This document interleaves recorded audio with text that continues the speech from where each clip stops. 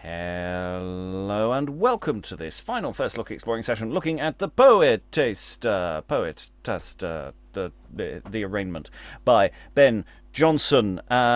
We are going to be looking into the very, very closing gambits of the text, Act 5, Scene 3 to the end. Depending on, say, which edition as to where you put such divisions, it's still effectively the continuation of the first scene of Act 5, but we're going from after Virgil does a long speech, because Virgil likes doing... Actually, he had to be asked very nicely to do it, very nicely by the Emperor as well, so, you know, he got a chair, but he got a special chair, so that was nice. You know, it's you don't turn down a special reading chair unless you're very, very, very foolish. Yes, we are going to be finding out how the text is going to end, or how this particular unit of action of the text is going to end. How is Act 5 going to close the play? Yes, Caesar is having his sort of book club moment. Reading today, Caesar, as well as Nasutus is... Rachael, a soggy Caesar salad on the East Coast. Reading Mecaenas and Virgil today is... DiRoberto, academic, Tucson. Reading Gallus and Demetrius is... Dan, actor, based in Polyposus. Reading Second Eques and Horace is... Aliki, Chapple in northwest England.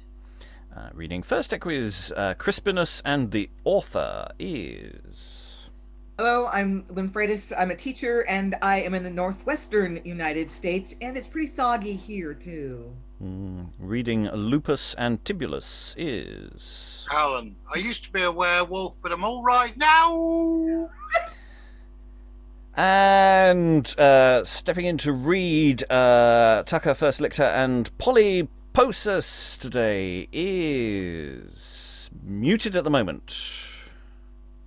Sarah Blake, actor, writer and director in Germany.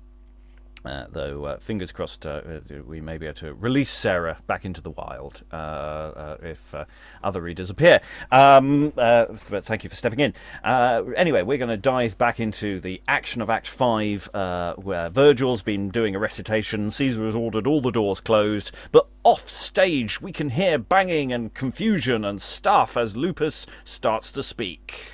Come! Follow me, assist me, second me. Where's the Emperor? Sir, you must pardon us. Caesar is private now, you may not enter. Not enter? Charge them upon their allegiance, Cropsin. We have a charge to the contrary, sir. I pronounce you all traitors, horrible traitors. What, do you know my affairs? I've matters of danger and state to impart to Caesar. What noise is there? Who that named Caesar? A friend to Caesar. One that for Caesar's good would speak with Caesar. Who is it? Look, Cornelius. Asinius Lupus. Oh, bid the turbulent informer hence. We have no vacant ear now to receive the unseasoned fruits of his officious tongue. You must avoid him there. I conjure thee, as thou art, Caesar, or respecteth thine own safety or the safety of the state, Caesar, hear me, speak with me. Caesar, 'tis no common business I come about, but such as being neglected may concern the life of Caesar. The life of Caesar? Let him enter. Virgil, keep thy seat. Enter Lupus, Tucca, and Lictors. Bear back, there. Whither will you? Keep back! By thy leave, goodman usher, mend thy peruke. So. Lay hold on Horace there, and on Mecaenas. Lictors, Romans, offer no rescue. Upon your allegiance, read, Royal Caesar. And gives a paper. I'll tickle you, satyr. He will, humours, he will. He will squeeze you, poet Puckfist. I'll lop you off for an unprofitable branch, you satirical varlet. Aye, and, Epaminondas, your patron here, with his flag and chain. Come, resign. Takes off Mecaenas' chain. Though 'twere your great-grandfather's, the law has made it mine now, sir. Look to him, my party-coloured rascals. Look to him. What is this, Asinius Lupus? I understand it not. Not understand it? A libel, Caesar. A dangerous, seditious libel. A libel in picture. A libel! I found it in this Horace's study, in Mecaenas' house, here. I challenge the penalty of the laws against them. Aye, and remember to beg their land betimes, before some of these hungry court-hounds sent it out. Shew it to Horace. Ask him if he know it. Know it? His hand is at it, Caesar. Then 'tis no libel. It is the imperfect body of an emblem, Caesar. I began for Mecaenas. Emblem? Right, that's Greek for a libel. Do but mark how confident he is. A just man cannot fear thou foolish tribune. Not though the malice of traducing tongues, the open vastness of a tyrant's ear, the senseless rigour of the wrested laws, or the red eyes of strained authority should, in a point, meet all to take his life. His innocence is armour against all these. Innocence? Oh, impudence. Let me see. Is not here an eagle? And is not that eagle meant by Caesar, huh? Does not Caesar give the eagle? Answer me. What sayest thou? Hast thou any evasion, stinkard? Now he's turned dumb. I'll tickle you, satyr. Pish! Dost thou pish me? Give me my long sword. With reverence to great Caesar, worthy Romans, observe but this ridiculous commenter, the soul to my device was in this distich. Thus oft the base and ravenous multitude survive to share the spoils of fortitude, which in this body I have figured here. A vulture. A vulture? Aye now, 'tis a vulture. Oh, abominable! Monstrous! Monstrous! Not your vulture a beak? Has it not legs and talons and wings and feathers? Touch him, old buskins. And therefore must it be an eagle.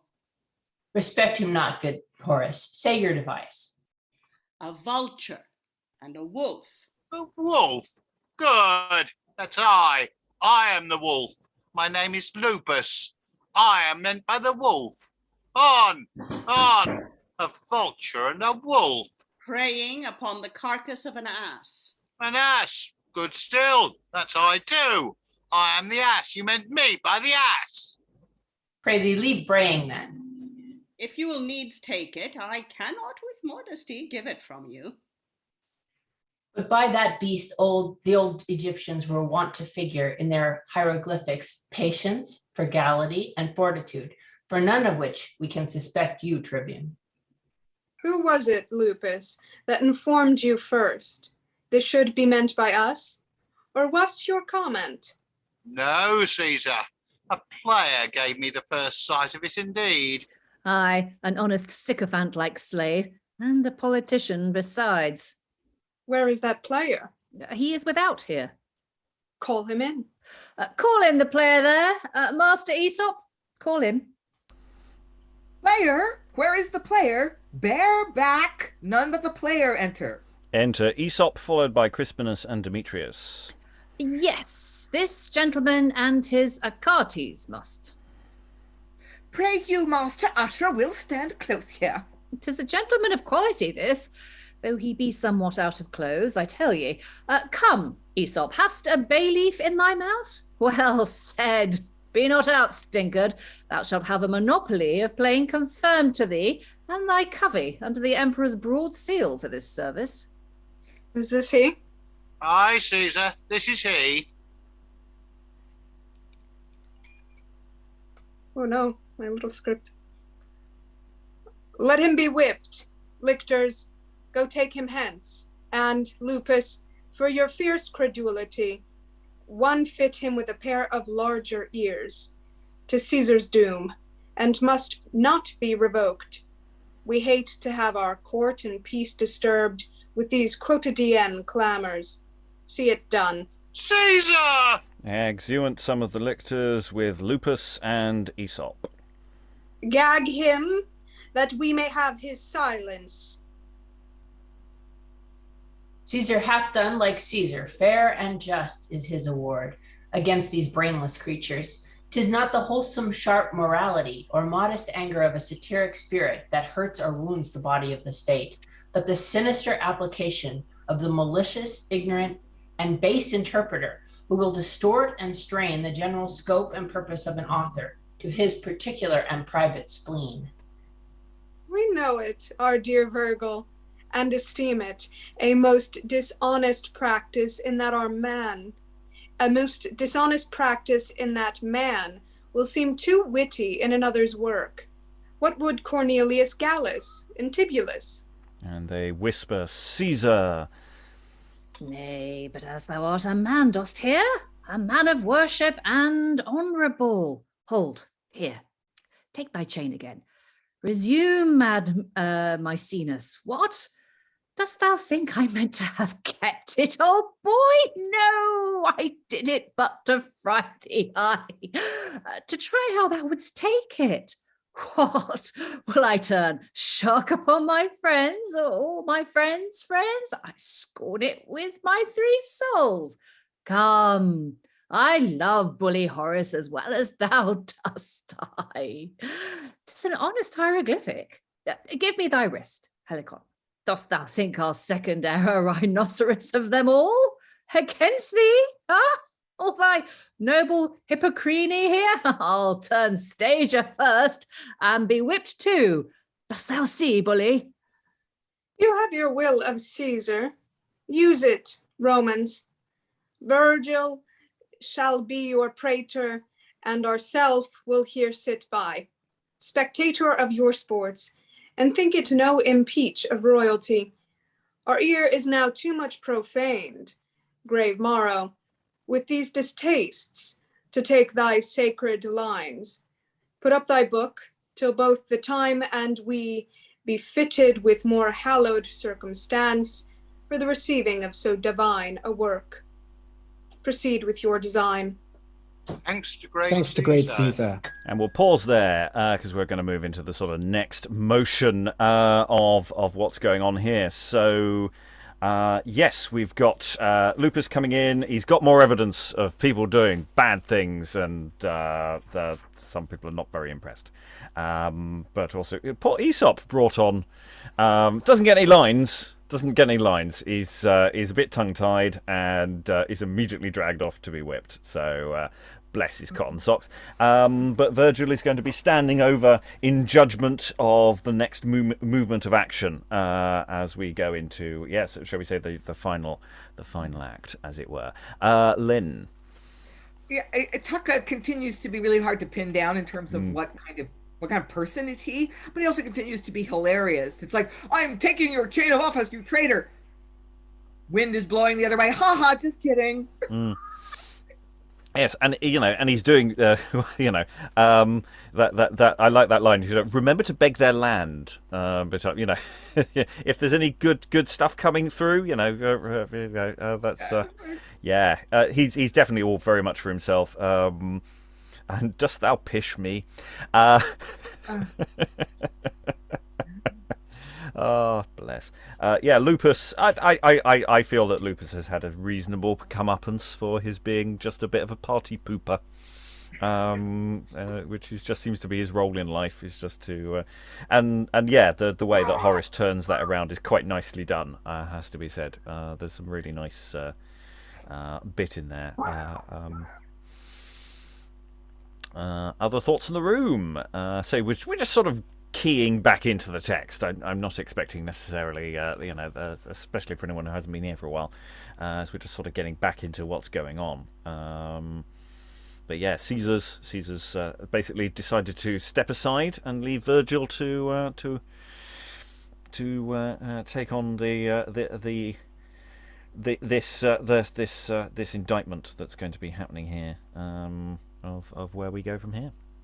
So we're finally getting to this arraignment of the title. Yeah, I think we are literally moving towards the arraignment of the Poetaster. Yes. or Poetaster, or Poetaster. I don't know. Poetaster. No, I don't know. Answers on a postcard. Any other thoughts before we move into the arraignment itself? No. Okay, let's go on then. Thank you, great Caesar. Gallus takes up the cudgels. Tibullus, draw you the indictment then, whilst Horace arrests them on the statute of calumny. Mecaenas and I will take our places here.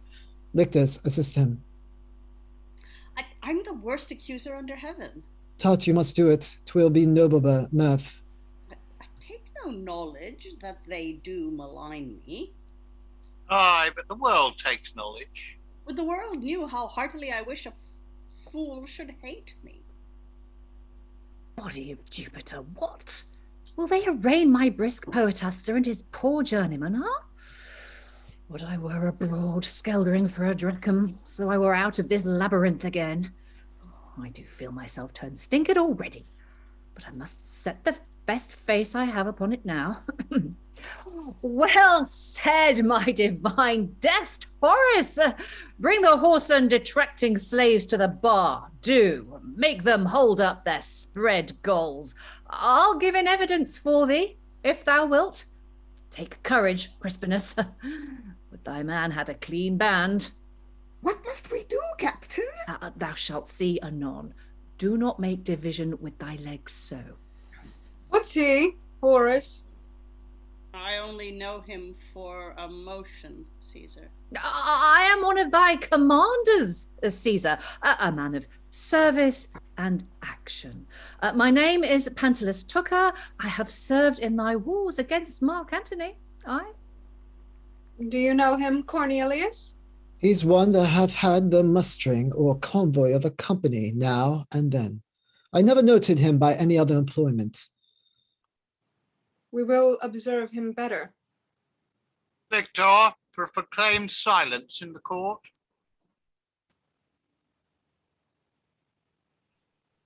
Yeah.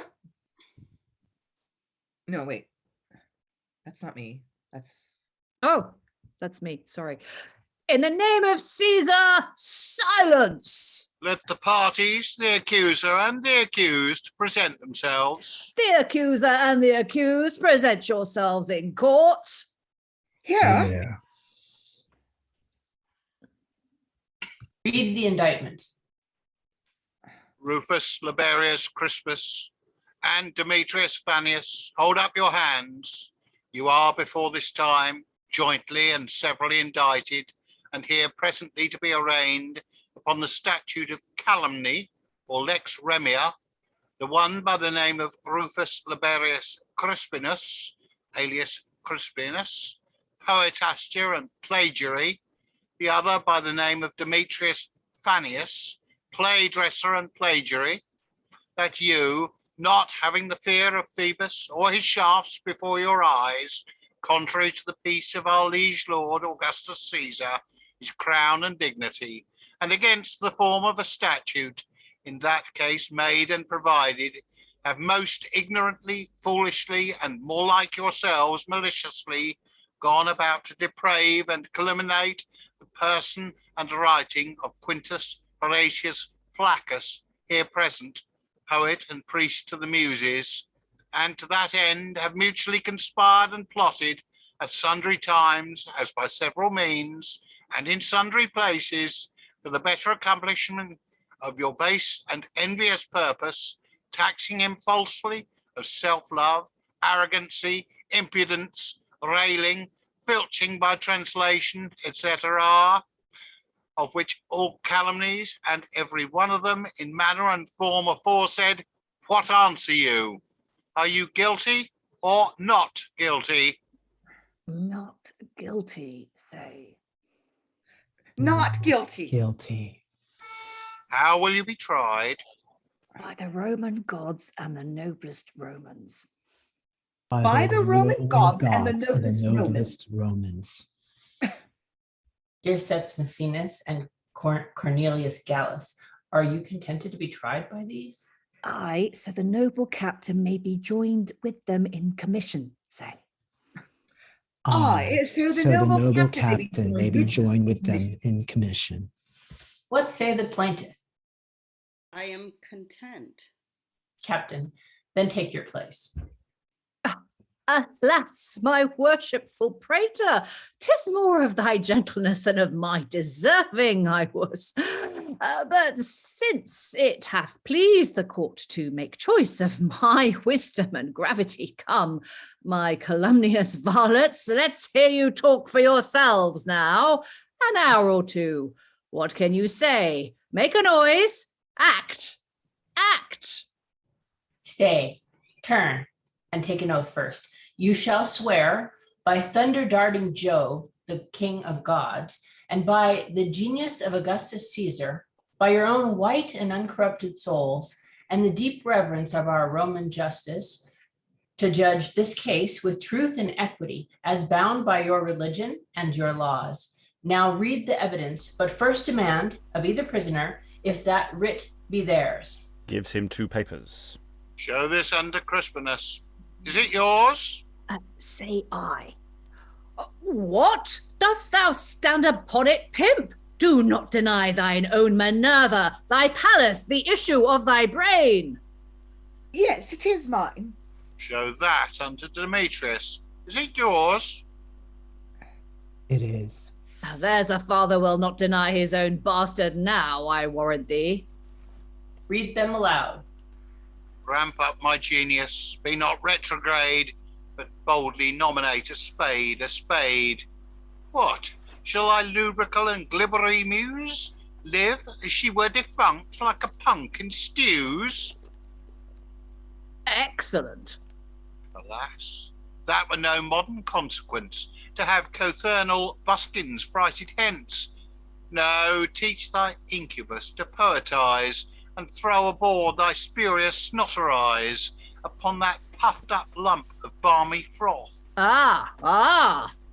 Or clumsy chilblained judgment that with oath magnificates his merit and bepalls the conscious time with humorous foam and brawls, as if his organons of sense would crack the sinews of my patience, break his back. O poets all and some, for now we list a strenuous vengeance to clutch the fist. Subscribe it, Crispinus. Aye, marry, this was written like a Hercules in poetry now. Excellently well threatened. And as strangely worded, Caesar. We observe it. The other now. This is a fellow of a good prodigal tongue too. This will do well. Our muse is in mind for the untrusting of poet.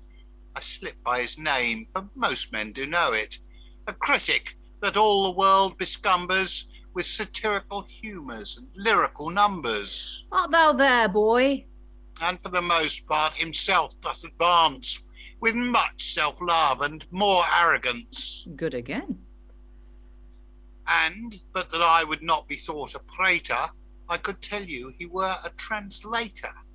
I know the authors from whence he has stole, and could trace him too, but that, I understand them not full and whole. That line is broke loose from all his fellows.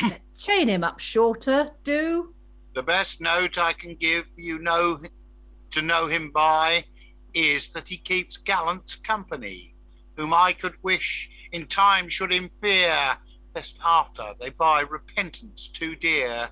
Subscribe it, Demetrius Fanus. Well said. This carries palm with it. And why, thou motley gull, why should they fear? When hast thou known us wrong or tax a friend? I dare thy malice to betray it. Speak. Now thou curlst up, thou poor and nasty snake, and shrinks thy poisonous head into thy bosom. Out, viper, thou that eat'st thy parents. Hence, that such speckled creatures as thyself should be eschewed and shunned, such as will bite and gnaw their absent friends, not cure their fame. Catch at the loosest laughters, and affect to be thought jesters, such as can devise things never seen or heard, them to impair men's names and gratify their credulous adversaries, will carry tales to basest offices, cherish divided fires, and still increase new flames out of old embers, will reveal each secret that's committed to their trust. These be black slaves, Romans, take heed of these. Thou twang'st right, little Horace. They be indeed a couple of chapfallen curs. Come, we of the bench, let's rise to the urn and condemn them quickly. Before you go together, worthy Romans, we are to tender our opinion and give you those instructions that may add unto your even judgment in the cause, which thus we do commence. First, you must know that where there is true and perfect merit, there can be no dejection, and the scorn of humble baseness oftentimes so works in a high soul upon the grosser spirit, that to his bleared and offended sense there seems a hideous fault blazed in the object, when only the disease is in his eyes. Hence it comes our Horace now stands taxed of impudence, self-love, and arrogance by those who share no merit in themselves, and therefore think his portion is as small, for they, from their own guilt, assure their souls. If they should confidently praise their works, in them it would appear inflation, which in a full and well-digested man cannot receive that foul abusive name, but the fair title of erection. And for his true use of translating men, it still hath been a work of as much palm, in clearest judgments as to invent or make his sharpness that is most excusable, as being forced out of a suffering virtue, oppressed with the license of the time. And whosoever fools or jerking pedants, players, or such like buffoon barking wits, may with their beggarly and barren trash tickle base vulgar ears in their despite. This, like Job's thunder, shall their pride control. The honest satire hath the happiest soul. Now, Romans, you have heard our thoughts. Withdraw when you please. Remove the accused from the bar. Who holds the urn to us, fear nothing. I'll quit you, mine honest, pitiful stinkers. I'll do it. Captain, you shall eternally girt me to you, as I am generous.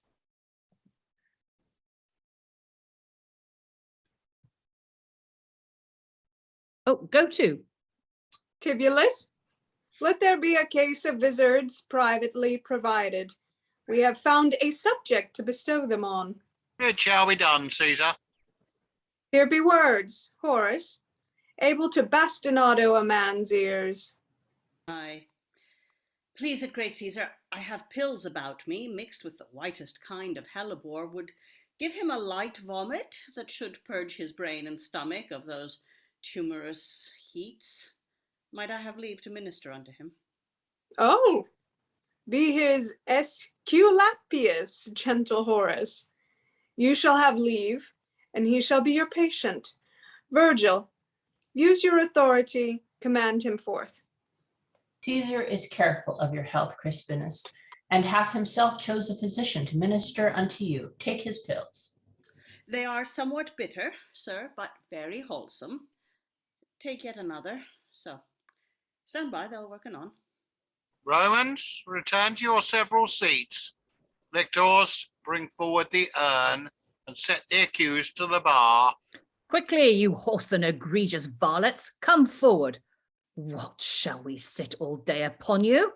You make no more haste now than a beggar upon pattens, or a physician to a patient that has no money, you pilchers. Rufus, Liberius, Crispinus, and Demetrius, Fanus, hold up your hands. You have, according to the Roman custom, put yourselves upon trial to the urn for divers and sundry calumnies, whereof you have before this time been indicted, and are now presently arraigned.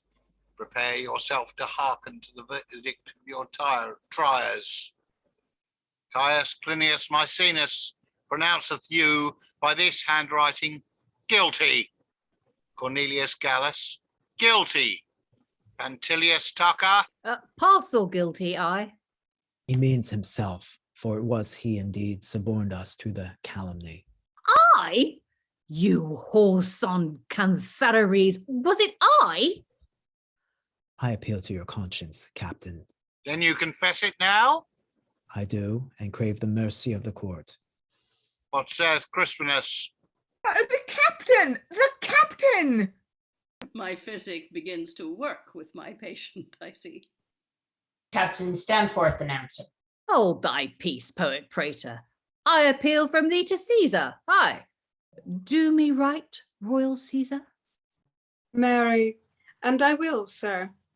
Lictors, gag him, do, and put a case of vizards o'er his head, that he may look befronted as he speaks. Gods and fiends! Caesar! Thou wilt not, Caesar. Wilt thou? Away, you horse and vultures, away! You think I am a dead corpse now because Caesar is disposed to jest with a man of mark or so? Oh, hold your hooked talons out of my flesh, you inhuman harpies! Go to, do it! What? Will the royal Augustus cast away a gentleman of worship, a captain, and a commander for a couple of condemned caitiff calumnious cargoes? Dispatch, lictors. Caesar! And the vizards are put upon him. Forward, Tibullus. Demand what cause they had to malign Horace. In troth, no great cause, not I. I must confess but that he kept better company for the most part than I, and that better men loved him more than loved me, and that his writings thrived better than mine, and were better liked and graced. Nothing else. Thus envious souls repine at others' good. If this be all, faith, I forgive thee freely. Envy me still, so long as Virgil loves me. Gallus, Tibullus, and the best Caesar. My dear Mecaenas, while these, with many more, whose names I wisely slip, shall think me worthy their honoured and adored society, and read and love, prove and applaud my poems, I would not wish but such as you should spite them. And we're going to pause there before something happens. So, yes, we've had the arraignment. The plagiarists have been caught, and something happened to Tucca. Is that a face to make him look two-faced? Is that what was going on there? I'm not quite sure how it's constructed, or is it, or what precisely how that works. But interesting, and of course, more importantly, it's all about envy. You remember the prologue at the very beginning of the play with envy turning up? It wasn't just some sort of random bit of satire. It's a thematic link to what the play is about. Ah, yeah. It's all linked. It's all there. Yeah. Linked in. Thoughts from the room, Lynn. Yeah, envy. I was saying yesterday, if I had to come up with some kind of way to tie this together, a way into the play that kind of made it cohere a little bit. Social satire was what I articulated yesterday. But yeah, envy. People trying to be what they're not. People wanting to be courtiers when really you're just an ordinary citizen, trying to be a poet when you're an actor, trying to be a poet when you basically have no goddamn talent. So and then being sort of spiteful towards people who have the success that you crave. So yeah, that's why envy. It's kind of all starting to make sense now. Yeah, and you know what? Chloe was right. Earlier in the play, Chloe, said, can you ask Caesar to make my husband a poet? I mean, clearly Caesar can just decide who's a poet and who isn't. He's got the power. So you know what? We all laughed at Chloe earlier, but you know what? Maybe she was right all along. Kinda. So yeah. That's perfect. I love a good trial scene. I like a trial. It's some nice things going on there. And Briony has joined us, which means that Sarah can go back into lurking in the ether. Sarah's still with us. Sarah's always with us, even if you can't see her. So yes, we are. We've also had Horace has given something to Crispinus. It's given him some pills, which would give him a light vomit that would purge his brains and stomach of those tumorous heats. So yeah, something might be about to happen. And broadly speaking, there's wherever you see a dash, who's reading Crispinus, yeah, that's as you start heaving. Is where those dashes. That's what they're indicating. So yeah, this is some fun vomiting action. Well, let's hope it's vomiting. Depends what the pills were. So Horace was sort of summing up the moral of the play in a sort of He-Man Master of the Universe way, and then this sound can be heard from across the stage. Crispinus, join us. Oh! How now, Crispinus? Oh, I am sick. A basin, quickly. Our physic works. Faint not, man. Oh, retrograde, reciprocal, incubus. What's that, Horace? Retrograde, reciprocal, and incubus are come up. Oh, thanks be to Jupiter. Glibbery, lubrical, defunct. Ah! Oh, well said. Here's some store. What are they? Glibbery, lubrical, and defunct. They came up easy. Oh, no. What's that? Nothing yet. Magnificate. Sorry. Magnificate, that came up somewhat hard. Right. What cheer, Crispinus? Oh, I shall cast up my spurious snotteries. Good. Again? Chilblain. Clumsy. Oh, that clumsy stuck terribly. What's all that, Horace? Spurious, snotteries, chilblained, clumsy. Oh, Jupiter. Would have thought there should have been such a deal of filth in a poet. Balmy froth. What's that? Puffy, inflate, turgidius, ventosity. Balmy, froth, puffy, inflate, turgidus, and ventosity are come up. Terrible windy words. Son of a windy brain. Oblitrant, futribund, fatuate, strenuous. Oof, here's a deal. Oblitrant, furibund, fatuate, strenuous. Now's all come up, I trow. What a tumult he had in his belly. No, there's often conscious damp behind still. Oh, conscious, damp. It has come up. Thanks to Apollo and Asclepius. Another, you were best take a pill more. Oh no! Oh. Force yourself then a little with your finger. Prorumpt. Prorumpt? What a noise it made! As if his spirit would have prorumpt with it.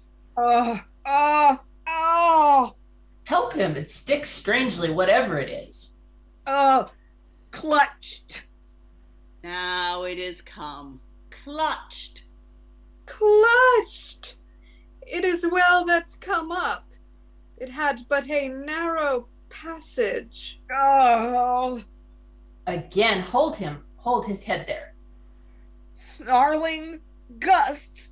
Quaking custard. How now, Crispinus? Oh, stupefact. Nay, that are we, all we, I assure you. How do you feel yourself?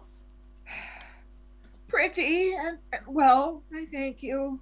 just going to pause there because I think we should just briefly unpack, because there's all sorts of interesting staging questions about this. About do you set it up so that you're literally vomiting out actual physical words? Because this is swallowing a dictionary territory. So the inference here is that these are the kind of silly words that this guy makes up, rather than using proper words. But I think you could play with this because, of course, you could substitute all sorts of words. I mean, every year the Oxford English Dictionary, says these are the new in-words, these are the new we're adding to the dictionary. I feel like you could just add all of those in and put that in there and have a lot of fun with that. It does have a certain Mr. Creosote quality to it. I mean, how gross out do you want to go with it? Yeah, do you attach a tube to this poor guy? How far do you go with it, Lynn? Yeah, irregardless. Yeah. Yeah. Yeah, I think it goes on a little too long. I mean, I think it could be a funny gag, a gag, as it were. Sorry.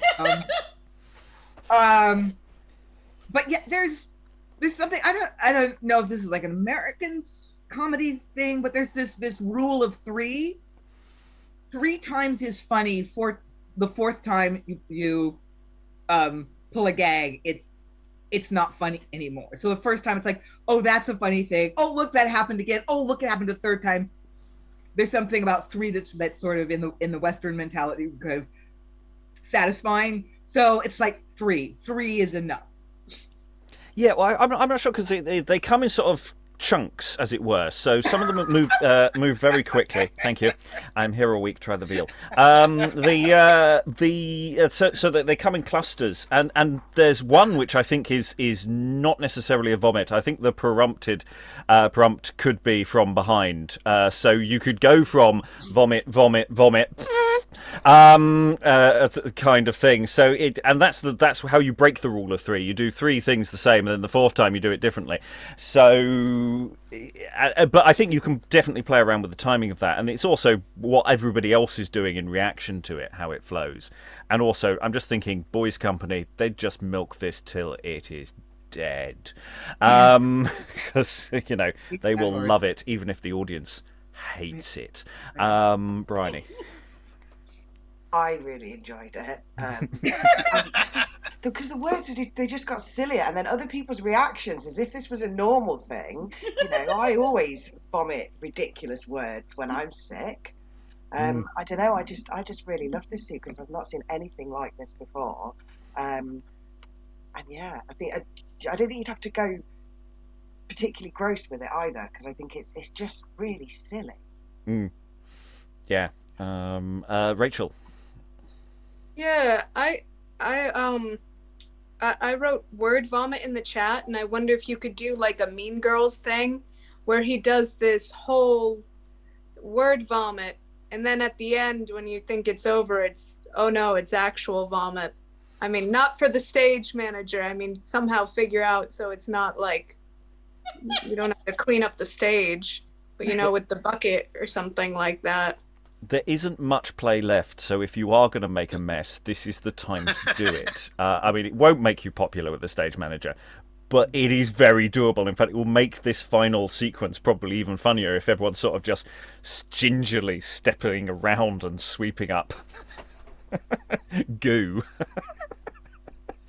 Lynn. Or not. I mean, Brian said something about you could sort of play down the gross out. And when somebody said, like, how literal is this? It's like he likes spitting out Scrabble tiles. Yeah, and I'm sure that you could stage that, could get some kind of sleight of hand magician on your team and say, how do we do this to make it look like he's actually spitting up Scrabble tiles? So something that's kind of recognizable as words or letters, and not have this sort of fluid aspect of it that's maybe going to kind of make your audience kind of a little nauseous and uncomfortable, and undermine the enjoyment of the end of the play. Yeah, it's like the comedy gag of someone punches you in the face and you're just constantly spitting out Tic Tacs for about 5 minutes.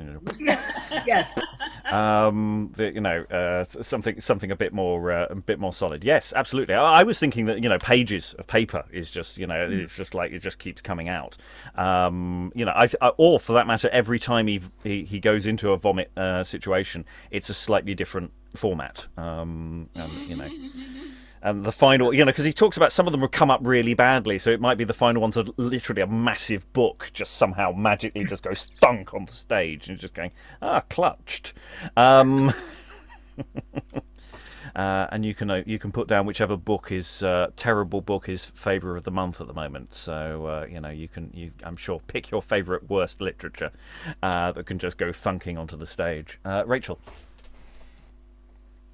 Yeah, I mean, I think you could really gross out this scene, or you could do the tiles and the paper and things like that. But I think also an actor could really play with some of these words just because they're multi-syllabic, and you could really choke on them if you wanted to. And I think the O's and somebody putting a lot of the words towards like this part of their throat and making that clicking noise of vomiting, not just the heaving, but like the throat, like clutched.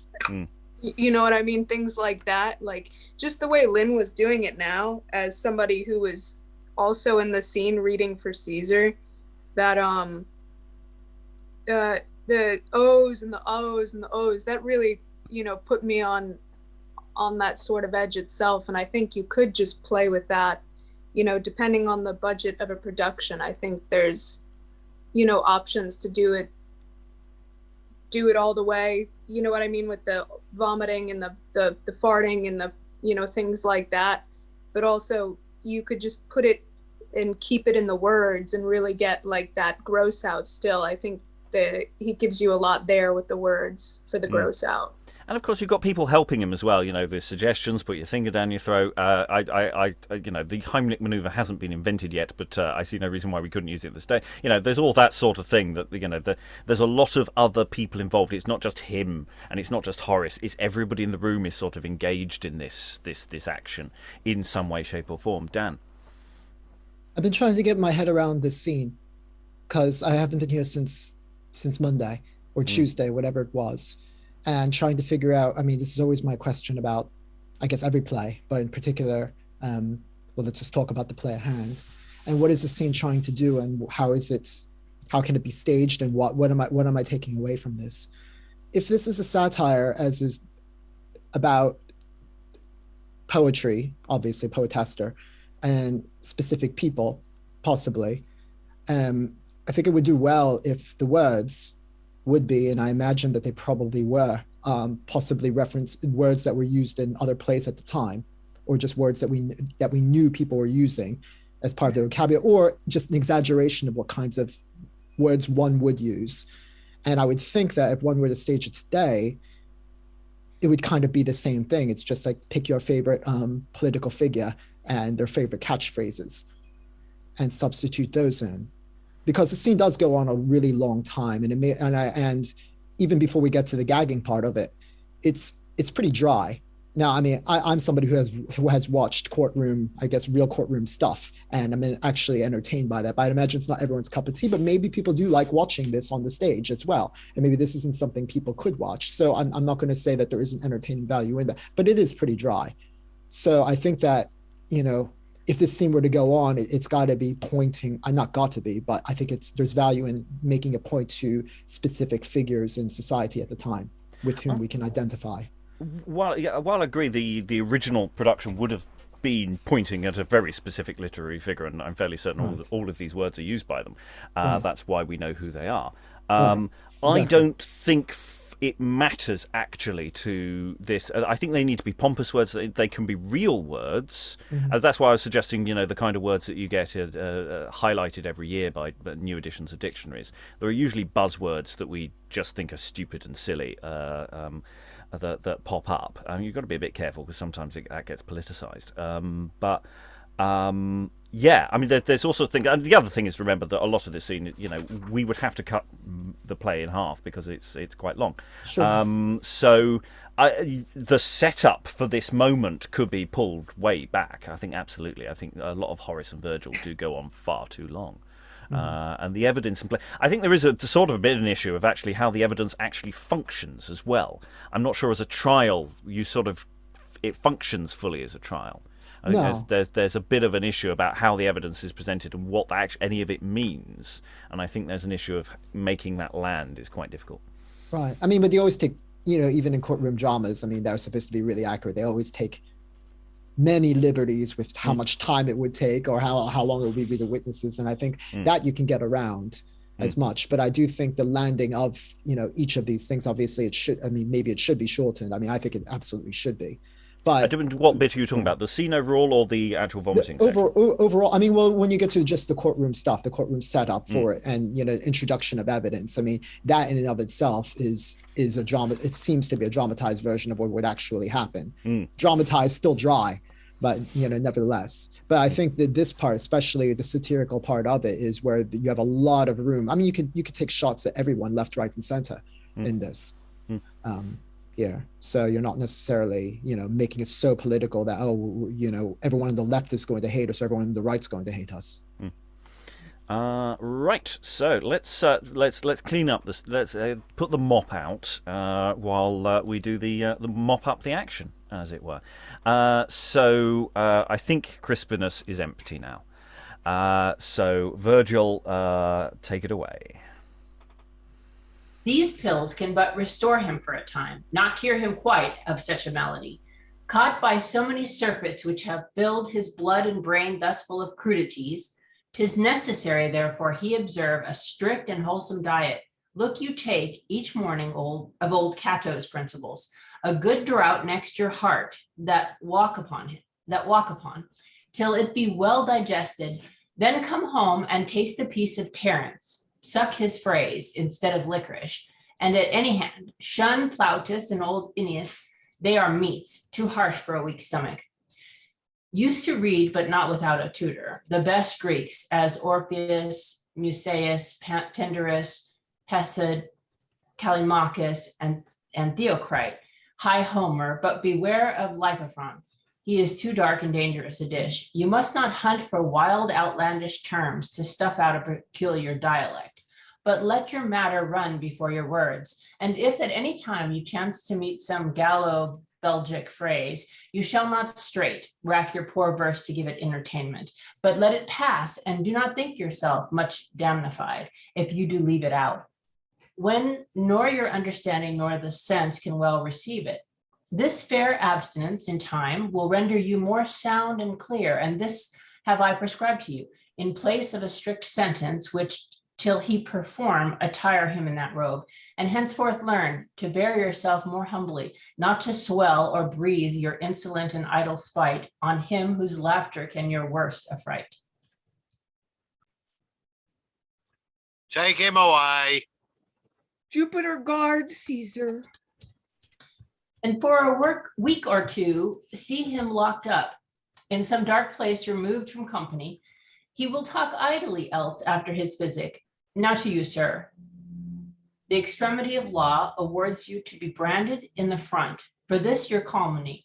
But since it pleaseth Horace and the party wronged to entreat of Caesar a mitigation of that juster doom, with Caesar's tongue thus we pronounce your sentence. Demetrius Fannius, you shall here put on that coated cap, henceforth think thyself no other than they make thee, vow to wear them in every fair and generous assembly, till the best sort of minds shall take to knowledge as well thy satisfaction as thy wrongs.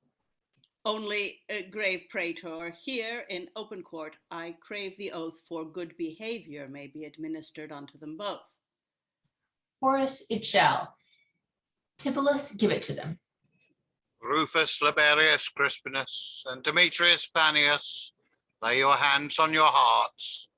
You shall here solemnly attest and swear that never, after this instant, either at booksellers' stalls, in taverns, twopenny rooms, tiring houses, noblemen's butteries, puissance chambers, the best and farthest places where you are admitted to come, you shall once offer or dare, thereby to endear yourself the more to any player, engle, or gulty gull in your company, to malign, traduce, or detract the person or writings of Quintus Horatius Flaccus, or any other eminent man, transpending you in merit, whom your envy shall find cause to work upon, either for that, or for keeping himself in better acquaintance, or enjoying better friends, or if transported by any sudden and desperate resolution you do, then you shall not under the baton, or in the next presence, being an honourable assembly of his favourers, be brought as a voluntary gentleman to undertake the forswearing of it. Neither shall you at any time, ambitiously affecting the title of the untrussers or whippers of the age, suffer the itch of writing to overrun your performance in libel, on pain of being taken up for lepers in wit, and losing both your time and your papers, be irreparably forfeited to the hospital of fools. So help you our Roman gods and genius of great Caesar. So, now dissolve the court. And thanks Thanks to to Caesar, Caesar, that thus has has exercised his patience. His patience. We have, indeed, you worthiest friends of Caesar. It is the bane and torment of our ears to hear the discords of those jangling rhymers that with their bad and scandalous practices bring all true arts and learning in contempt. But let not your high thoughts descend so low as these despised objects. Let them fall, with their flat, groveling souls, be you yours, and as with our best favors you stand crowned, so let your mutual loves be still renowned. Envy will dwell where there is want of merit, though the deserving man should crack his spirit. And there's a song sung probably by lots of people, but hey, Caesar, you can say it. Blush, folly, blush, here's none that fears the wagging of an ass's ears, although a wolfish case he wears. Detraction is but baseness varlet, and apes are apes, though clothed in scarlet.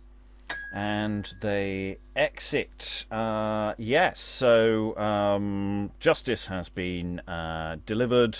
Tibullus manages to deliver the verdict to them by listing a whole load of places that are definitely Roman, definitely from Rome, definitely not early modern places where playwrights or writers or actors of the time might have wandered, where you wouldn't want other people slandering the good name of someone very dear to the heart of the author at all. That's absolutely not what's going on here. Absolutely isn't.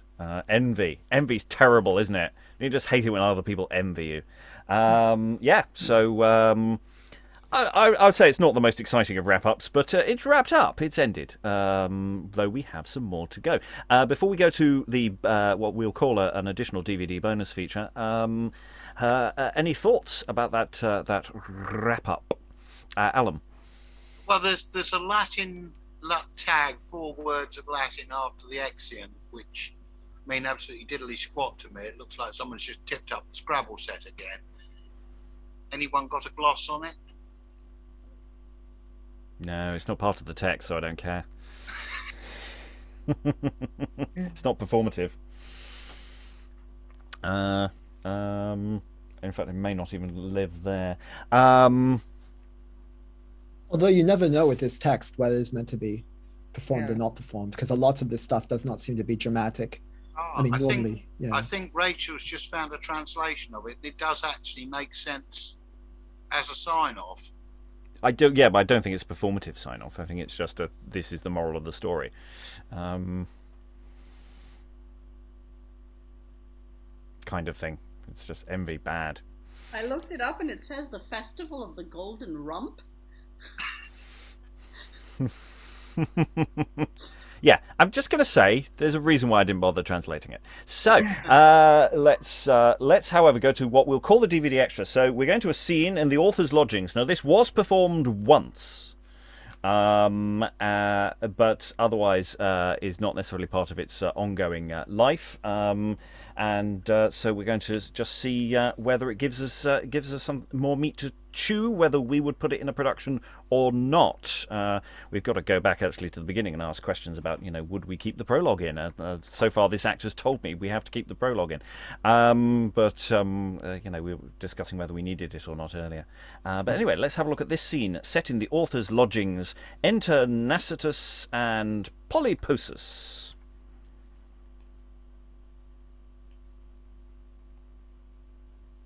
Who is everyone?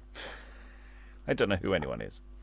I pray you let's go see him, how he looks after these libels. Oh, vexed, I warrant you. Do you think so? I should be sorry for him if I found that. Oh, they are such bitter things, he cannot choose.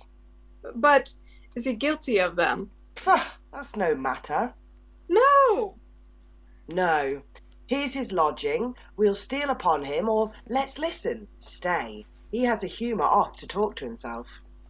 They are your manners, lead me, not mine own. They come forward. The scene opens and discovers the author in his study. The fates have not spun him the coarsest thread, that, free from knots of perturbation, doth yet so live, although but to himself he can safely scorn the tongues of slaves, and neglect fortune more than she can him. It is the happiest thing, this, not to be within the reach of malice.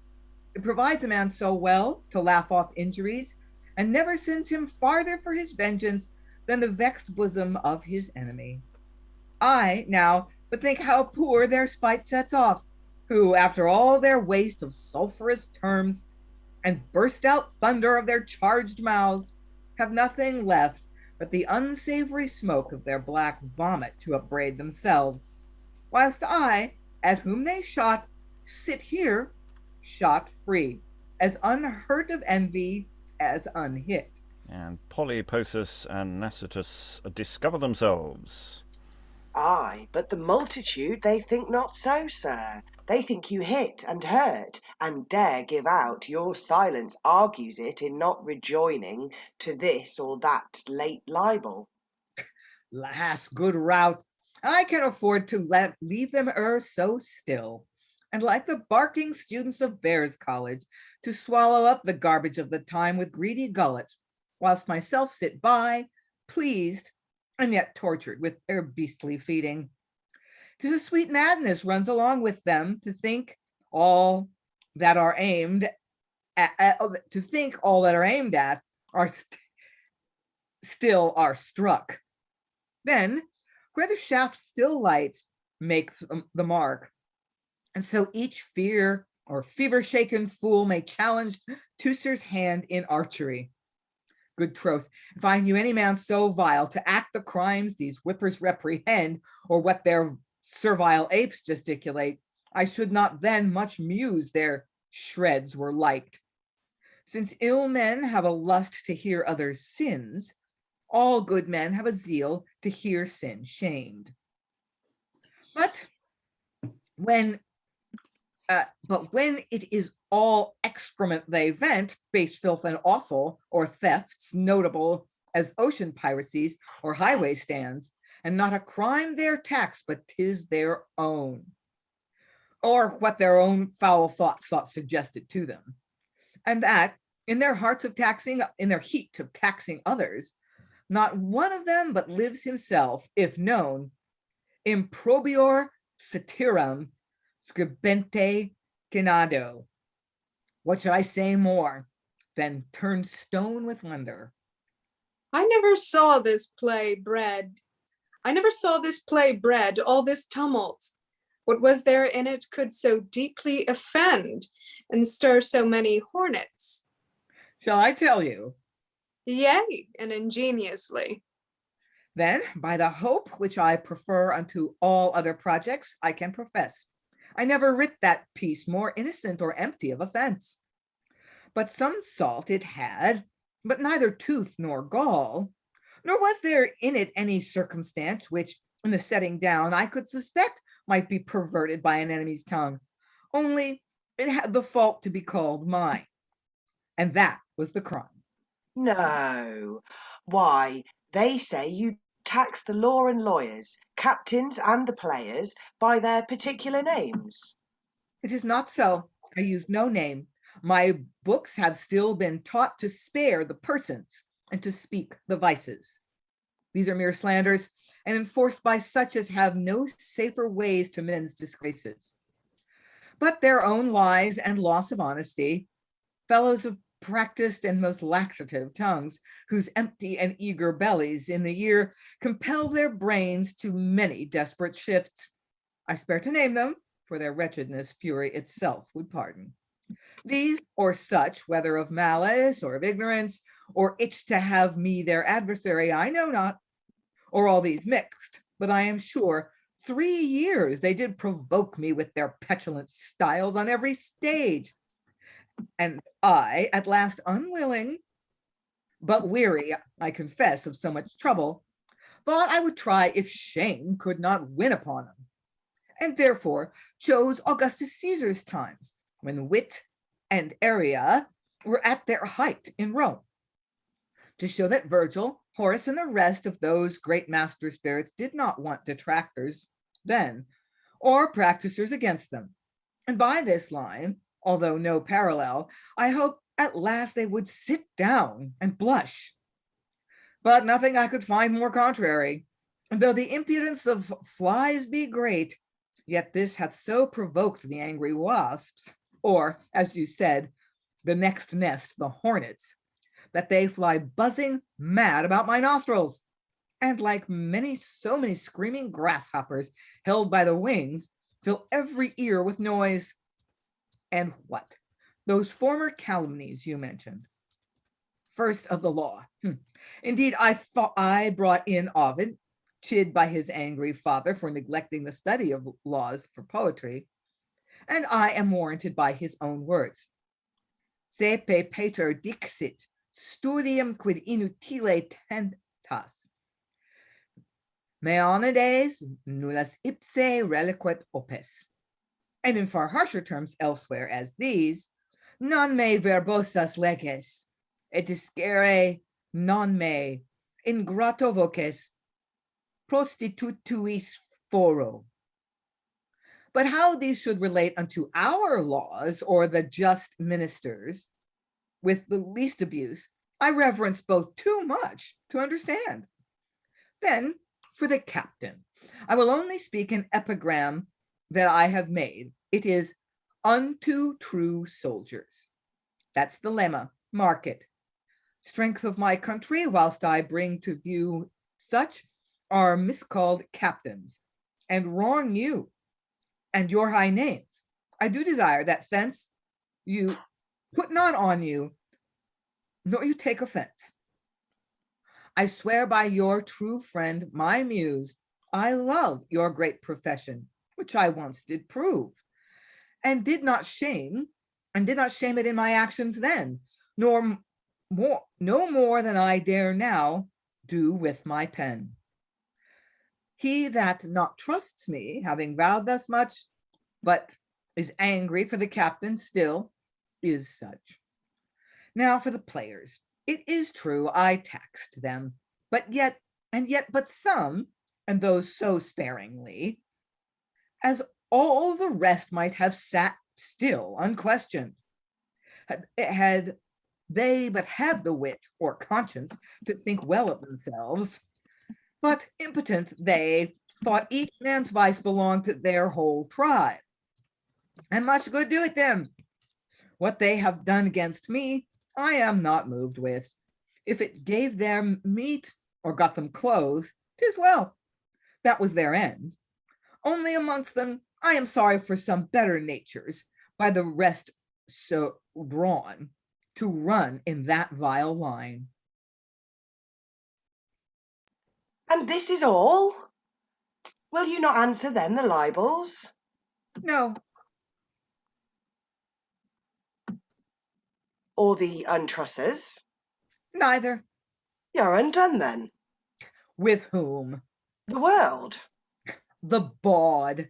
It will be taken to be stupidity or tameness in you. But they that have incensed me can sole acquit me of that guilt.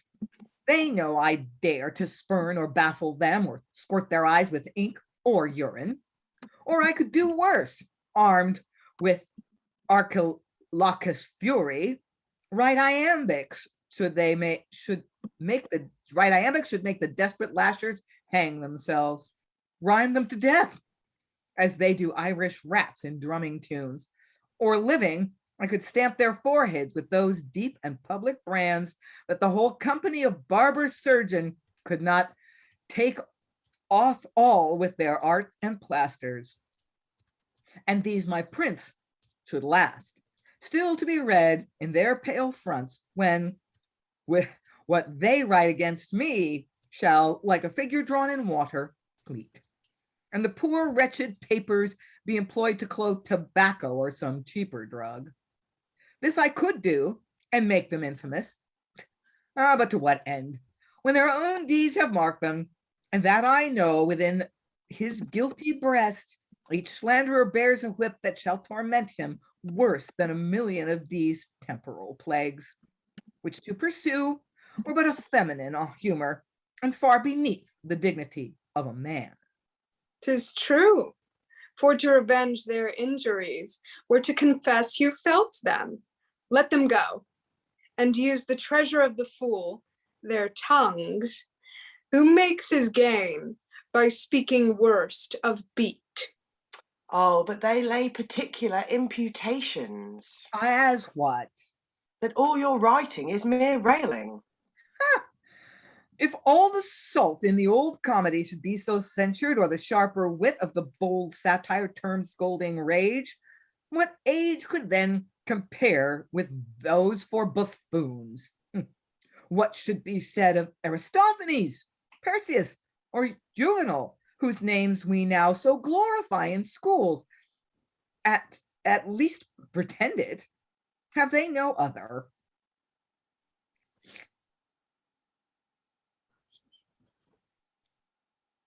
Yes, they say you are slow, and scarce bring forth a play a year. 'Tis true. I would say they could not say that I did that. There's all the joy that I take in their trade, unless such scribes as they might be proscribe the abusers' theaters. They would think it strange now a man should take but colt's foot for one day, and between whiles spit out a better poem than e'er a master of art or giver of wit their belly made. Yet this is possible, if a free mind had but the patience to think so much together and so vile. But that these base and beggarly conceits should carry it, by the multitudes of voices, against the most abstracted work, opposed to the stuffed nostrils of the drunken rout. Oh, this would make learned and liberal soul to rive this stained quill up to the back, and damn this long watched labor to the fire. Things that were born when none but the still night and his dumb candle saw his pinching throes. Were not his own free merit a more crown unto his travails than their reeling claps? This 'tis that strikes me silent, seals my lips, and apts me rather to sleep out my time than I would waste it in contemned strifes with these vile ibides, these uncertain, unclean birds that make their mouths their clysters and still purge from their hot entrails. But I leave the monsters to their own fate, and since the comic muse to have proved so ominous to me, I will try if tragedy hath a more kind aspect, her favor in my next will I pursue, where if I prove the pleasure but of one, so he judicious be, he shall be alone a theatre unto me. Once I'll say to strike the ear of time in those fresh strains, and shall, beside the cunning of their ground, give cause to some of wonder, some despite, and more despair to imitate their sound. I that spend half my nights and all my days here in a cell to get a dark preface to come forth worth the ivy or the bays, in this age can hope no other grace. Leave me. There's nothing common to my thought that must and shall be sung high and loose, save from the wolf's black jaws and the dun ass's oath. I reverence these raptures and obey them. And the scene closes. So this is a scene where, actually, for once, I say context is rather important, because otherwise this is meaningless. So whereas the rest of the play potentially could be meaningless, because in the absence of context, this scene genuinely you need to have a bit of context. So I think we'll just give it to now. So this is the 6th exchange in the War of the Theatres. Various writers have been throwing shade at each other for the last couple of years, and this is the 6th engagement. So if you want to know why Jonson has beef, there's been a lot of mud slung over the last couple of years. He's quite annoyed. So I think, you know, the modern equivalent would be, you know, dueling on Twitter between, say, two musicians or something like that, two pop stars, just throwing things. And it is entirely self-indulgent and it is entirely self-obsessed. But this scene would have actually probably, on its first performance, some people might have turned up specially for this. In fact, they might not have not put it on again, not because it was boring, but because it went a bit far and you know, and caused fights or something. Who knows? I don't know whether that's hyperbole or going there. But within its universe, yes, it is massively self-indulgent. But it sort of makes sense when you are constantly dueling with other writers out there. So yeah. That's what's going on there. Now, you can now psychoanalyze Ben Jonson to all your heart's content. Go for it. I'm just not going to even try and stop you. Lynn. Okay, I'll start. There is a bit of the author doth protest too much, I think. He says, I'm not going to dignify their criticisms with an answer. And then he just goes on and on and on and on and on and on and on and on. So... yeah, I'm not going to stoop to their level. I'm not. I could just take them apart with my writing if I chose to, but I choose not to. Yeah. I mean, again, there's always a slight question of tone. How much of this is a parody at the same time? But I think it's probably wafer thin. It's a wafer thin thing. Aliki. If he wanted to do self-parody, he could have said, right. Like, if I got upset about this sort of thing, I would have written a play about it. But also, you know, did this really sell tickets? Were people so keen on this inter-writer beef that they bought to see it? Because unless it does, the whole, oh, well, I don't care. If only one person likes it, if we only sell one seat, that's fine. That's the kind of thing that loses you writing gigs, surely. Well, I mean, that's one of the big questions. Is this a slightly trumped up battle as well? I mean, we have this with pop stars and with writers as well, of going, are they having a feud and just you know, it's like sign wars on streets and things like that. You know, is it actually just a drum up trade? Is it actually deliberately artificial? You know, this one goes further. It takes it's one of his rivals and says that he vomits nonsense words. I mean, this is quite the upscale from some of the earlier plays, where you'd have to really squint to figure out that that's an attack. Whereas here, he's really gone all for it. Briony. See, that the rivalry thing, that's the only thing I buy about this, because in terms of this being part of such a battle, how is this winning?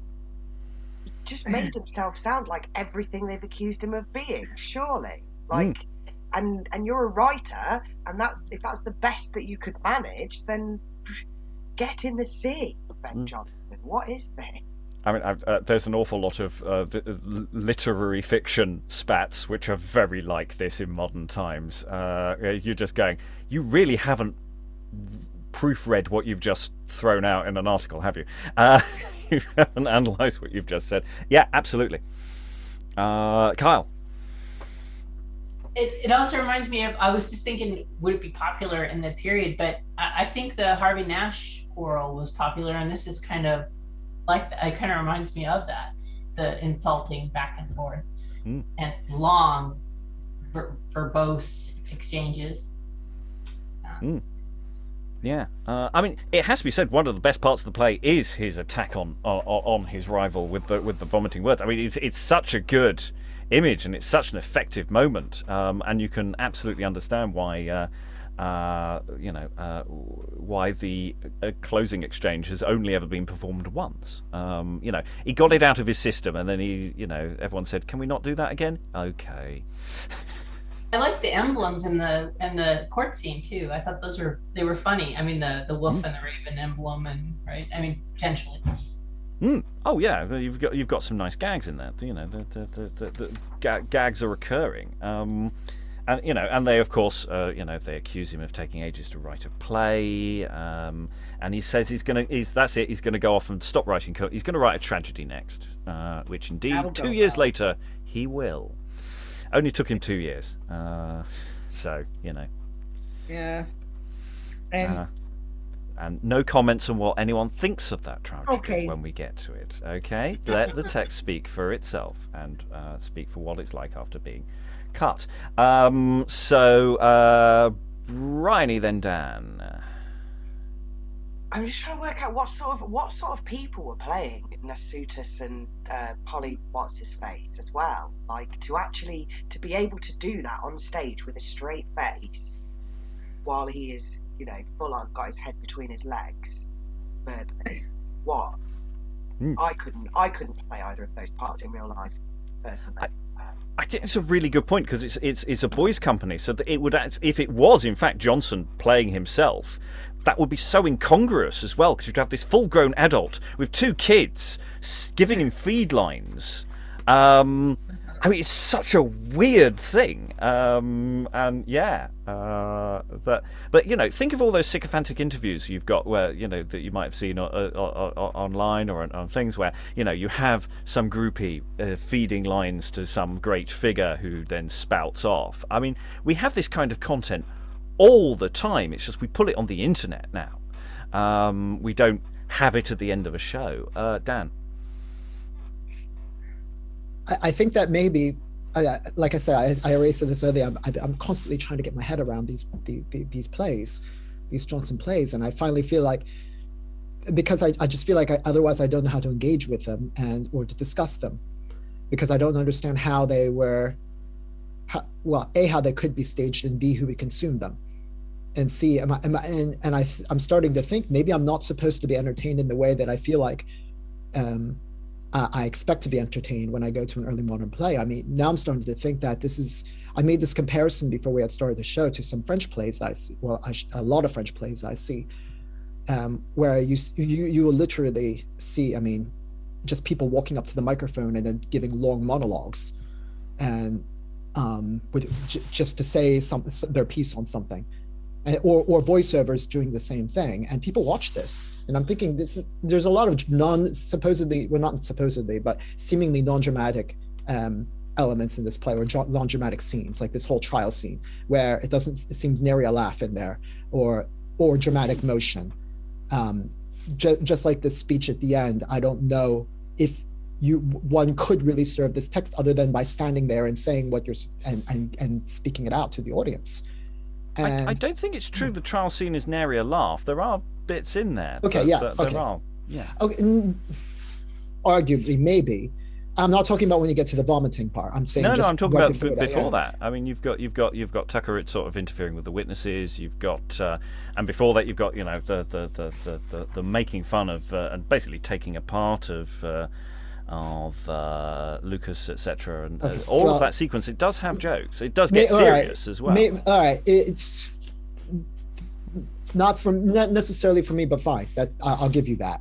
Just, I'm starting to think that this might have been, just as there are many types of forms of entertainment today, like this theater I'm talking about, where people consume this and they want to hear just discussion of ideas, and it's fine to watch this beef essentially on the stage, or even read it in their text, because as we know, Jonson's definitely obsessed with showing his literary prowess there.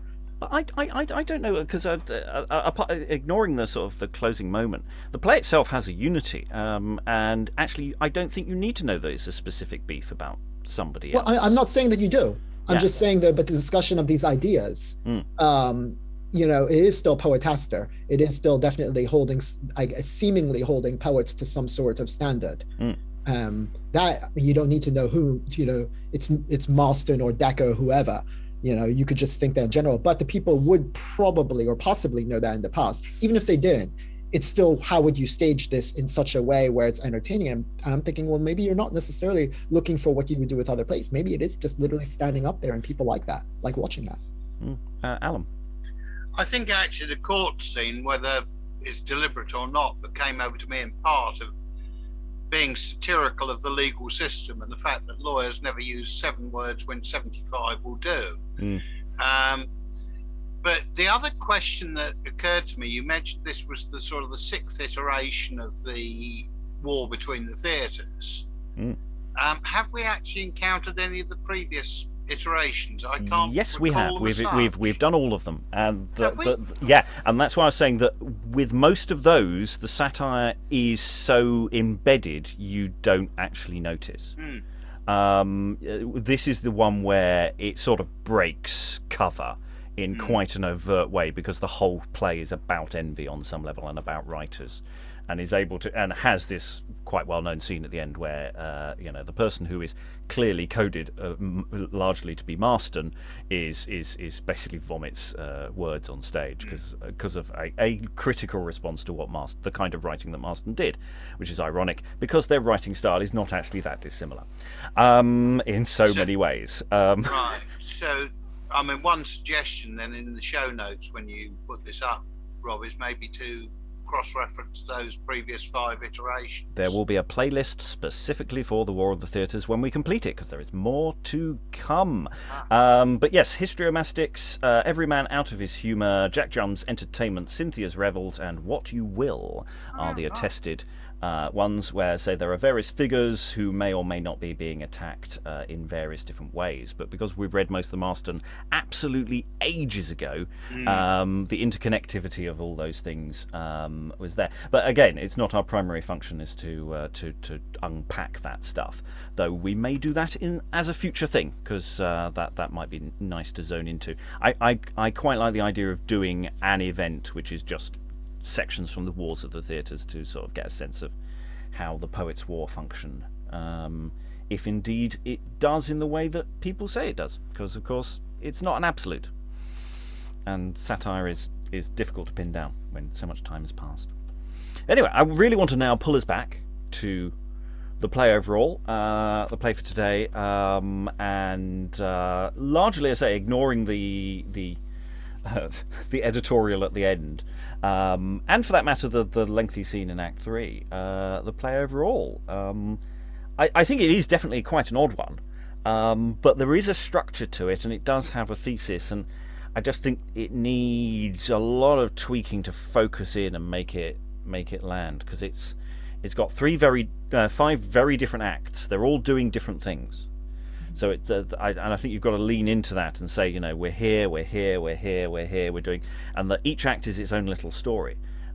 We have the advantage, of course, if we're using a digital medium, that we can present it quite explicitly as 5 different universes, maybe 4. I don't know if the first act actually runs neatly into the second. But yeah, there is potential here. It is a trickier one. It's trickier, I think, than Cynthia's Revels, which just had so much material that actually it's just a matter of trimming it back in different ways. This one is long, but it's not as excessively long. So what you cut is more choosy. But yeah, final thoughts from around the room. Kyle, you've not been here for the entire play. How did you enjoy the vomiting? Any final thoughts? I thought the moments of like the emblem, the court, the vomiting, all kind of worked in their own way. But again, I wonder about like the length of speeches, some speeches, like this ending thing. And I mean, but it seems like things could be interesting, like trying to shut him up, or there's something that needs resisting there. I'm not sure how you do that, or what you think about when you're staging these sort of things. If you think about cutting text as being like the last thing you do, but it seems like with Ben Jonson, it might be the best thing to do. Oh, it uncut. It's too long. I mean, it's just simply too long. It's going to be 3.5 hours at best at this length. So it has to be cut. It doesn't have to be cut as much as some of the other ones. But yeah, you're still looking at maybe a third, maybe even a half of the text would have to go for a sensible production. Unsensible productions are available. I could see an expanded version of this, with massive breaks between each act. I don't know if I'd do it, but it's doable. Briony, you've been sitting on the fence, or confused, or unsure. You missed a little bit of the opening, but you didn't really miss anything vital. Any final thoughts? Have you got a handle on the Poetaster yet? Not really as a whole. I don't really. Yeah. There's a lot of good moments in here.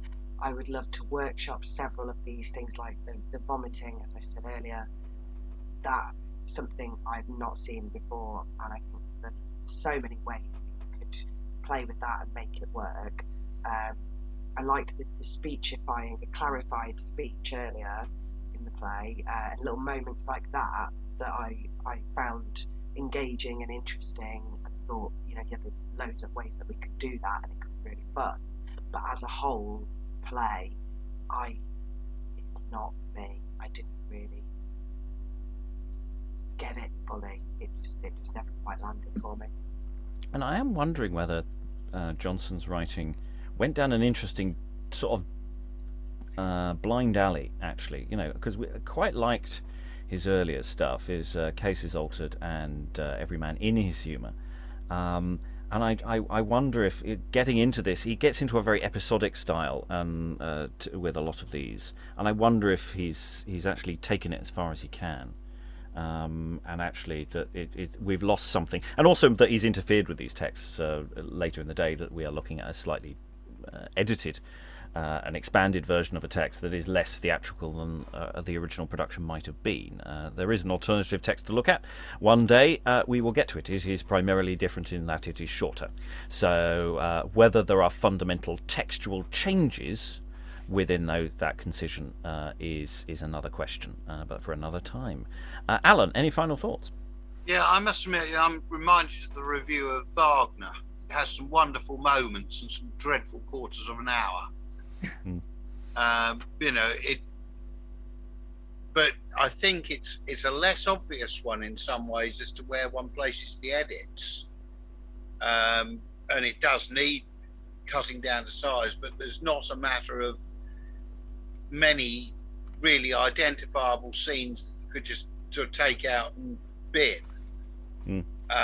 It's a salami edit. It will be a salami. It will be have to be a much more subtle and much harder work to get it to work with that sort of slicing. Whereas some plays we've encountered, you're thinking, well, that whole scene, that whole act could basically disappear without doing serious damage. Yeah. Yeah, and it is that slightly frustrating element that you've got through lines. You've got certain characters who just disappear halfway through, or about 2/3 of the way through, that we quite liked, and there's sort of that jarringness. Can that be massaged or emphasised? Is there a way to make that more? And then it's also things like Demetrius. What was he for? They were going for Crispinus, and they had the other guy as well. Well, he's gone. I don't need a Demetrius. He's literally, and I wonder if that's just a playing company, that the number of boys and the roles available, and that was just I don't know what the structural value of him was, unless he did something earlier that I forgot about. Dan, any final thoughts? Yes. I think I'm finally, for the first time, understanding why I think a lot of academics like Jonson. I don't mean that as a slight, even. it's because I really have a difficult time, and I hate coming in like to a Jonson play being really excited and then being really disappointed in the end every single time. And this was one where I came in and I was actually I loved the day that I read. I thought it was really enjoyable. And then it seemed to be setting up, I guess, what I consider to be, I guess, theater that I would love to either act in or watch, and to be able to, I guess, hear people's voices, picture who they are, and grow from it and discuss it afterwards, these ideas. And then when I hear this last act, all I do is come away like really cold, in fact, because I'm just thinking, what did I just watch here? But instead, now if I start to think about it, I mean, this is just my experience as, I guess, just much more of a debate. It's like going to a conference and knowing you're going to go watch an academic paper, or going to some theater. I mean, that I often see here in France. I mean, this is not a really slight theater. I always just feel like I just don't get it. Everyone else seems to love it, but I'm not interested in, I guess, in the theories behind things, and not really following someone on an emotional journey. I do think there is value in that. It's just not my kind of theater. But apparently it seems to be, I mean, I don't know what audiences did go to these things, and I don't think that Marston or Decker, two of the supposed people in this War of the Theatres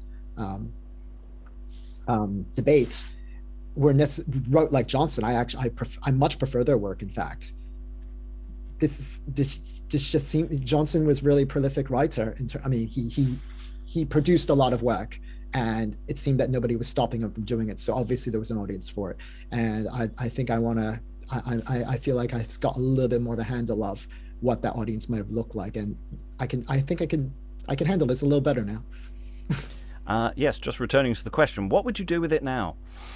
I think I would do it maybe like the way that some of the French theater does it, because people do enjoy that.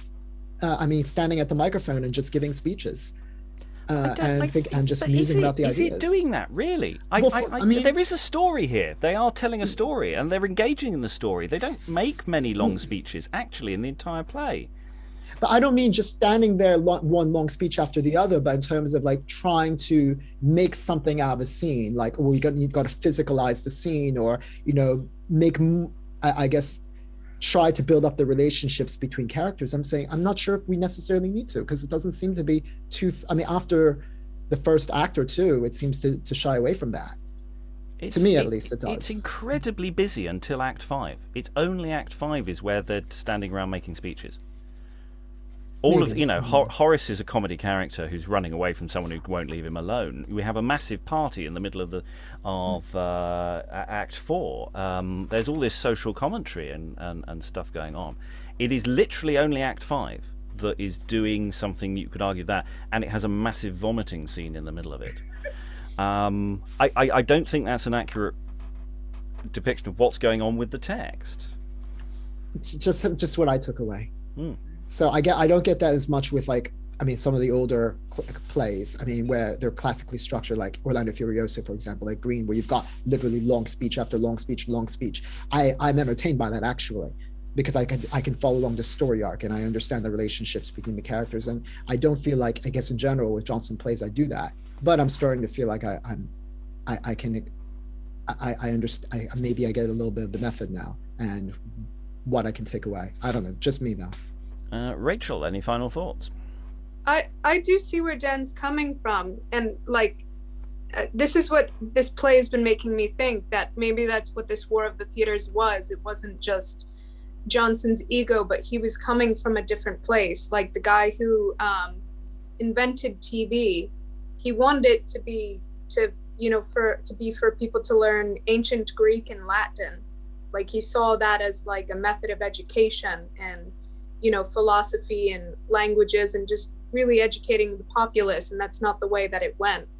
And I don't think he's really even Julia being banished by Caesar, that emotional journey of a brilliant woman who being banished from a country, we don't really get the fullness of that emotional relationship.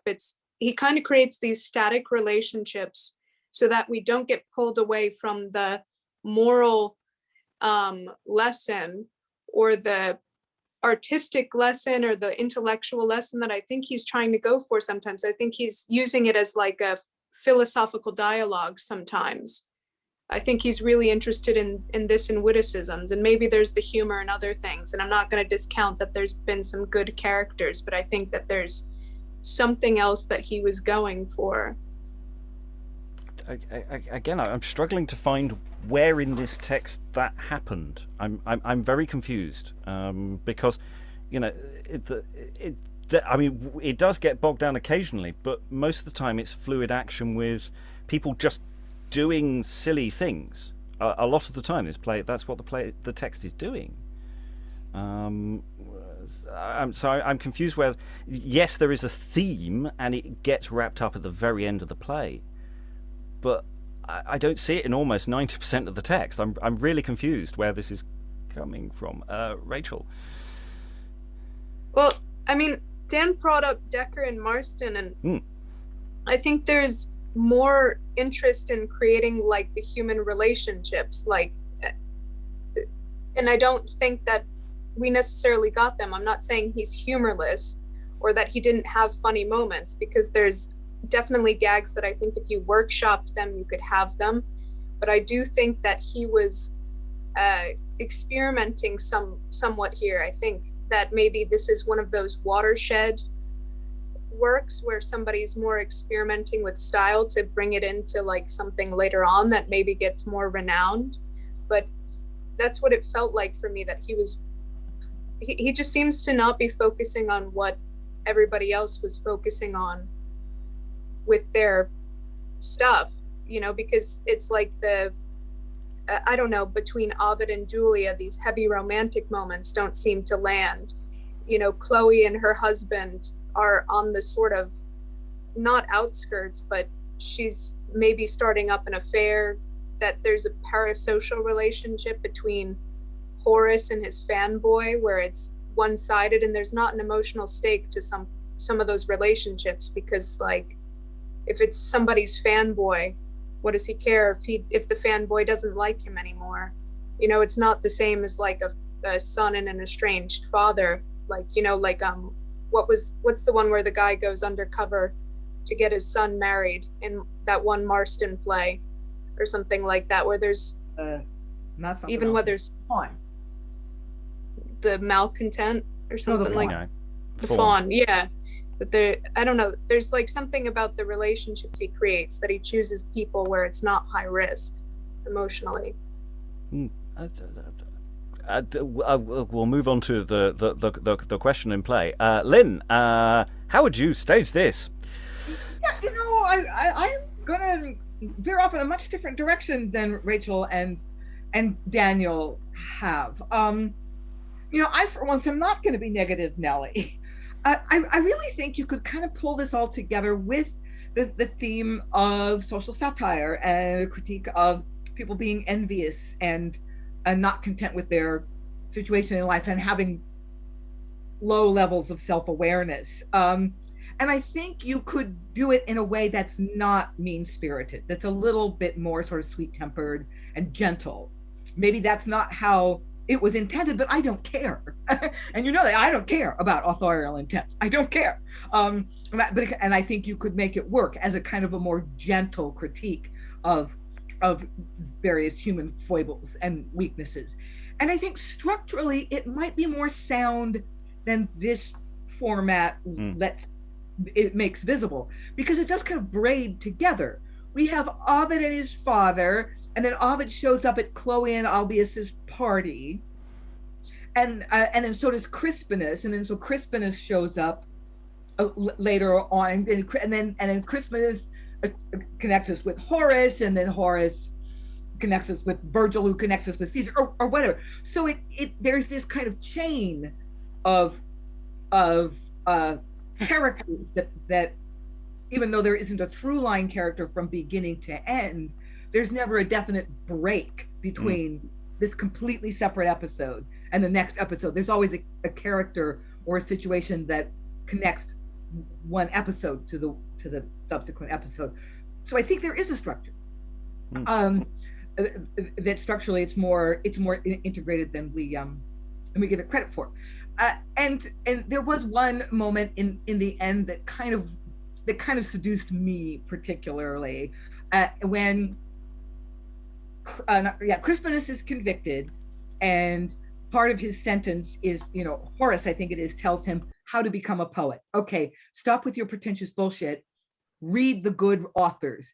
Read Terence, be careful of Plautus. Do this, do that, practice, internalize good writing. He doesn't say, I notice, you don't have the gift. You're not a genius. You don't have, the muses don't speak to you. Don't try to be an author. Work at it. Make yourself a good writer. And I really love that. I really love those values, because we live in a post-romantic world where we put so much emphasis on individual genius and not on hard work and the circumstances of the age, the zeitgeist, and technical skill. It's all about genius and your gift, and I just think that's a nonsense way of looking at art and the way art is made. So I really like that little speech about make yourself a good writer by doing the homework. So that was just particularly attractive and resonant for me. So yeah, I think as a sort of gentle social satire about these crazy types of people, I think you could do it. Yeah, I think the point about the chain is really important. I mean, it is a shame we don't have Chloe continuing after the Act 4, but actually Chloe's has had an orbit and had a journey, as it were. And yeah, lots of these characters are having some sort of a rise and fall. Not everybody, but and actually I think even Julia and Ovid's little love story, I think it's there. It's just really hidden because they're always in a room with other people. And actually, there's something really interesting potentially to be brought out there. I don't know if it's fully realised, and it is still structurally a slightly unusual way of writing, but it's not unknown, and other playwrights have done similar things. It's good to know about that, how that structure functions. Alan, and then I'll go to Aliki. Yeah, just a quick one. Sarah just put in the chat, the only character who seems to be there pretty well throughout is Tucca. And he's the one whom we've had the greatest difficulty in getting any sort of handle on who the places he is. Yeah. And that seems very weird. Well, and maybe that would be an approach to the play, would be to try and define who and what he is. I think we were given a clue. I think we were given a clue in that final scene, that he's the two-faced one. The two-facedness is the important thing, and actually when you've got a character on stage being two-faced, sometimes it's difficult to know which face you're looking at. So that might be a route in. Aliki, any final thoughts? You've only been here for this and the second session, so you've got a slightly variegated version of the play. Yeah, I mean, I'm struggling. I'm struggling to say something that isn't just grumpy and negative. So let me see if I can find something. Yes, I can see that there's a lot of physical comedy that I'm missing. It's obscured for me by the verbiage, and maybe if we had bodies in a space, I could find my way through to what's going on. I don't really know. I did enjoy the scene of Horace trying to get away. I did enjoy Tucca calling everybody names all of the time and being kind of, well, as you've now said, two-faced. I did enjoy the vomiting scene, but I just feel like there's too many words. There are. There's about 10,000 too many words. It's we've got a fairly quantifiable number of how many words that we would cut to get it down to 2 hours. And yeah, it's about 10,000, and that's quite a lot of words. There are plays that are shorter than that. So yeah. But as we said before, this is the maximalist version of the script. And because having too much material at this stage is a good thing, not a bad thing. I'll just keep saying that. It's when the play is too short and you're going, well, I wish they had this scene. It's just that I can't see my way through all of those words to what's going on. I can't see the forest for the trees. And okay, Sarah, are you there? Do you want to join us? You've been lurking throughout the whole the whole of the sequence in the background, and you did a bit of reading today. Do you have any final thoughts as you rejoin us? Yes. I don't really have. Well, maybe have something extra to add. I'm with Lynn on this. I think there is a really good structure here, but it's this chain that she was talking about, and Tucca is the through line. He's the character that comes up in every single scene, and if you see it as a series of little, I don't want to say character sketches exactly, but like just a series of little vignettes, and he is the person who's kind of working his way through them all in this kind of two-faced, he's not exactly your get-rich-quick merchant, but he's your sort of I compared him to a Vice early on, and I think there is he's not a Vice character, but he has Vice-like tendencies. And to answer your question, Rob, about how I would stage this, I think because there is a lot of material, I think you could probably find a way to edit it that would fit quite nicely with if you staged the whole thing as like a tabloid come to life, like a newspaper come to life with a sort of really scuzzy tabloid journalist who is Tucca, and then you have a series of tabloid stories like running through it. So you have the stereotypical like young love thing with Ovid and his father, and then Julia. I mean, they are all straight out of the Daily Mail. These characters. You've got Julia, who's the kind of sort of upper class, slightly tarty one who gets banished, and there's the whole kind of double standard thing there. You've got Ovid, who's the young guy who just wants to be his poet, and his father wants him to study the law, and he falls in love with Julia, and then it's like, oh my god, it's like love torn asunder, and then they disappear and they go off because they're yesterday's news. And then you've got Chloe, and I mean, she's the most fantastic character, and she's your kind of avid social climber who's in the I don't know if they still do this, but when I was a teenager, there used to be a gossip columnist in the Daily Mail called Nigel Dempster, and he had his column and everybody read it, and it's like, or maybe like the equivalent would be Hello Magazine today, or something on the internet, but like there's you could run each of these stories as a newspaper story. And Tucca is the kind of, really venal journalist who is kind of just stirring everybody up for his own ends, because all he's interested in is a good story. Because then you get to the finale, and you've got you've got the trial, and that's another kind of cliche of tabloid journalism, isn't it? Everyone loves a good trial.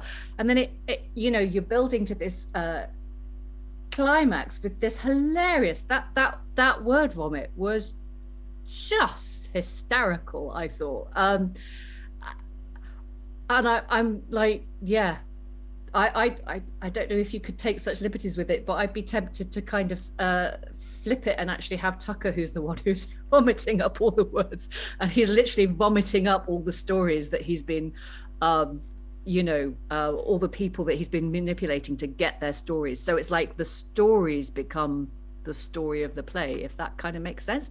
And I think if you were to do it in that kind of format where it's one thing after another, it would actually be really accessible to the audience, and it would be really funny, and you could make the most of the individual characters, and I think people would enjoy it. Okay, it's wood, trees, many woods, many trees. I'll go to Lynn briefly before we close the session. You're muted at the moment, so another way to handle the problem of Tucca and the instability of his character is if this was performed by a smaller, stable playing company, community-based theater, or something like the theater in Stanton, Virginia, for those of you who know it, where the audience knows the actors as people, and you had like one of their favorite actors play Tucca. Oh, it's like it's that hilarious Bill Smith that I love everything he does. And so he wouldn't have to have a character because he's kind of the actor. He's like everybody's favorite. He's the local matinee idol. And then the audience could more easily forgive this sort of lack of continuity of character. Okay, well, that's it for our first look at the Poetaster, the arraignment. We will at some point return to it and ask the question of how do we cut it, which is pretty much probably the first job for quite a few plays, actually.